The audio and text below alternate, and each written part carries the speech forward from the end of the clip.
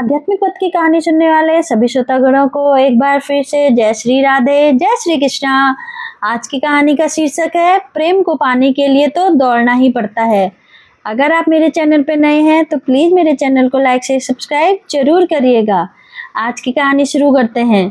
बरसाने में एक संत किशोरी जी का बहुत भजन करते थे और रोज ऊपर दर्शन करने को जाते थे राधा रानी के महल में। बड़ी निष्ठा, बड़ी श्रद्धा थी किशोरी जी के चरणों में। एक बार उन्होंने देखा कि भक्त राधा रानी को बरसाने में मंदिर में पोशाक अर्पित कर रहे थे, तो उस महात्मा का भाव था कि मैं आज तक किशोरी जी को कुछ नहीं चढ़ाया और लोग आ रहे हैं तो कोई फूल चढ़ाता है, कोई भोग लगाता है, कोई पोशाक पहनाता है और मैं कुछ भी नहीं दिया। अरे कैसा भगत हूँ। तो उस महात्मा ने उसी दिन निश्चय कर लिया कि मैं अपने हाथों से बनाकर राधा रानी को सुंदर पोशाक पहनाऊंगा। ये सोचकर उसी दिन से वो महात्मा तैयारी में लग गए और बहुत प्यारी पोशाक बनाई। पोशाक तैयार होने में 1 महीना लगा। कपड़ा लेकर आया, अपने हाथों से गोटा लगाया और बहुत प्यारी पोशाक बनाई। सुंदर पोशाक जब तैयार हो गई तो वो पोशाक अब लेकर वो ऊपर किशोरी जी के चरणों में अर्पित करने जा रहे थे। अब बरसाने की तो सीढ़ियां है ना, ऊपर से वो महात्मा चढ़कर जा रहे थे। तो देखो कैसे कृपा करती है वो। आधी सीढ़ियां तक भी पहुंचा होगा तभी बरसाने की एक छोटी सी लड़की उस महात्मा को बोलती है कि आप बाबा ये कहाँ ले जा रहे हो, आपके हाथ में ये कहाँ है।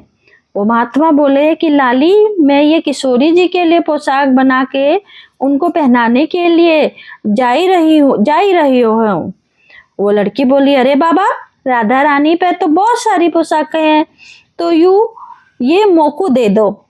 तो महात्मा बोले बेटी तोकू मैं दूसरी बाजार से दिलवा दूंगो, ये तो मैं अपने हाथ से बनाकर राधा रानी के लिए लेकर जा रही हूँ, तोकू और दिवाई दूंगो।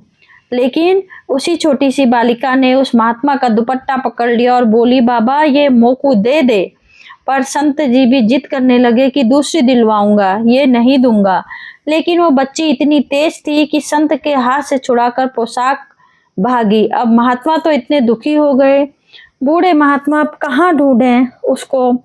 तो वो सीढ़ियों पर बैठकर रोने लगे और संत कहाँ वहां से निकले तो पूछा महाराज क्यों रो रहे हैं।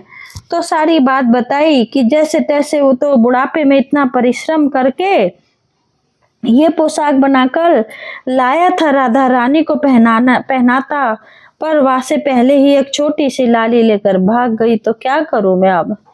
वो बाकी संत बोले अरे अब गई तो गई, कोई बात नहीं, अब कब तक रोते रहोगे, चलो ऊपर दर्शन करने। रोना बंद हुआ लेकिन मन खराब था क्योंकि कामना पूरी नहीं हुई। ना तो अनमने मन से राधा रानी का दर्शन करते संत जा रहे थे, तो मन में यही सोच रहे थे कि मुझे लगता है कि किशोरी जी की इच्छा नहीं थी, शायद राधा रानी मेरे हाथ से बनी पोशाक पहनना ही नहीं चाहती थी।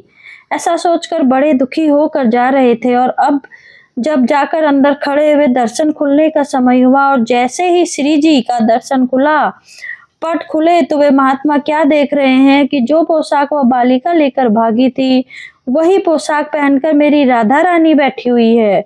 उसी वस्त्र को धारण करके किशोरी जी बैठी हैं। ये देखते ही महात्मा की आंखों से आंसू बहने लगे और महात्मा बोले कि किशोरी जी मैं तो आपको देने ही ला रहा था, लेकिन आपसे इतना भी सब्र नहीं हुआ कि मुझसे छीन कर भागी।